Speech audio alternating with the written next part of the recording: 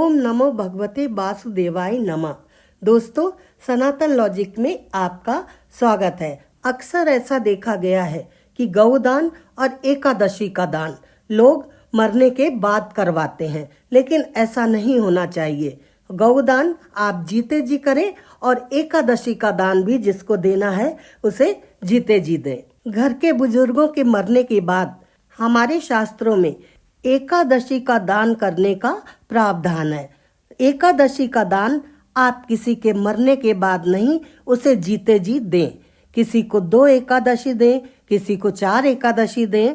आप अगर पूरे साल एकादशी का व्रत करते हैं तो हर साल अपनी एकादशी में से 2 एकादशी किसी व्यक्ति को दे दें। जो बहुत अधिक बीमार रहता है, चल फिर नहीं पाता है, उसको अपनी एकादशी का दान दे दें। ऐसा करने से मरणोपरांत वह सीधे बैकुंठ धाम में जाएगा। गरुड़ पुराण में लिखा है 10 दिन तक जीवात्मा घर की अटारी पर रहती है, 10 दिन बाद चली जाती है, 3 दिन तक नरक का भोग करती है और उसके बाद स्वर्ग का भोग भोगती है। 18 दिन में यह प्रोसेस पूरा हो जाता है।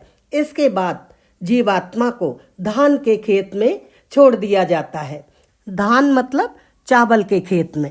इसलिए कहते हैं एकादशी के दिन चावल नहीं खाना चाहिए। लेकिन इसके विपरीत द्वादशी को अगर आप चावल नहीं खाओगे तो आपको एकादशी का फल नहीं प्राप्त होगा। चाहे आप 2 चम्मच ही चावल खाएं, लेकिन द्वादशी के दिन चावल अवश्य खाएं, तब आपका एकादशी का व्रत पूर्ण होगा।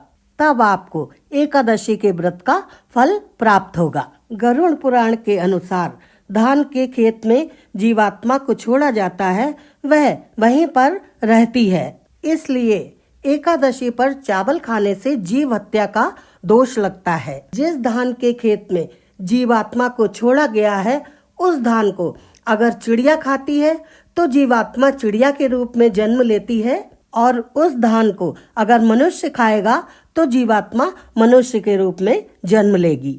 इसलिए कहा जाता है कि द्वादशी के दिन चावल अवश्य खाने चाहिए। आप जितने दाने चावल के खाएंगे उतनी ही जीवात्मा को मोक्ष मिल जाएगा। वो आवागमन के बंधन से छुटकारा प्राप्त कर लेंगे, क्योंकि आप एकादशी का व्रत किए हुए हैं। और अपने अपने कर्मों के अनुसार बहुत सारी जीवात्माएं धान के खेत में पड़ी हुई हैं। उन्हें आप मोक्ष प्रदान करने वाले बनेंगे। एकादशी का व्रत करने वाले मनुष्यों को कुछ नियमों का पालन करना चाहिए।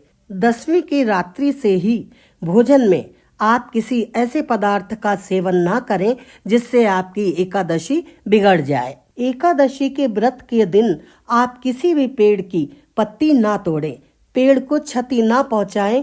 पेड़ को तकलीफ होती है जब आप उसकी डंडी और पत्ती तोड़ते हैं। शास्त्रों में ऐसा बताया गया है, अगर आपसे गलती से भी कोई अपराध हो गया है, कोई दोष हो गया है, तो एकादशी का व्रत कर लेने से वह दोष समाप्त हो जाता है। एकादशी के व्रत के दिन आप बहुत प्रसन्न रहिए और किसी को अपशब्द मत कहिए, किसी की आत्मा मत दुखाइए। इस तरह से अगर आप अपना आचरण रखेंगे तो एकादशी के व्रत का पूर्ण फल आपको प्राप्त होगा और भगवान की कृपा हमेशा आपके ऊपर बनी रहेगी। ओम नमो भगवते वासुदेवाय नमः।